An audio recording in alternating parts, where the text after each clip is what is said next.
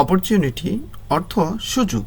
She got an opportunity to study abroad. সে বিদেশে পড়াশোনা করার একটি সুযোগ পেয়েছে। পলাইট অর্থ ভদ্র।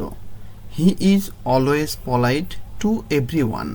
সে সব সময় সবার প্রতি ভদ্র। প্র্যাকটিস অর্থ অনুশীলন করা। You need to practice English everyday. তোমার প্রতিদিন ইংরেজি অনুশীলন করা দরকার। প্রিপেয়ার মানে হচ্ছে প্রস্তুত নেওয়া। She prepared well for the exam. সে পরীক্ষার জন্য ভালোভাবে প্রস্তুতি নিয়েছিল। প্রাউড অর্থ গর্বিত। I am proud of my country. আমি আমার দেশ নিয়ে গর্বিত। প্রোটেক্ট অর্থ রক্ষা করা। We must protect our environment. আমাদের পরিবেশ রক্ষা করতে হবে। পারপোজ অর্থ উদ্দেশ্য। The purpose of education is to gain knowledge. শিক্ষার উদ্দেশ্য হলো জ্ঞান অর্জন করা।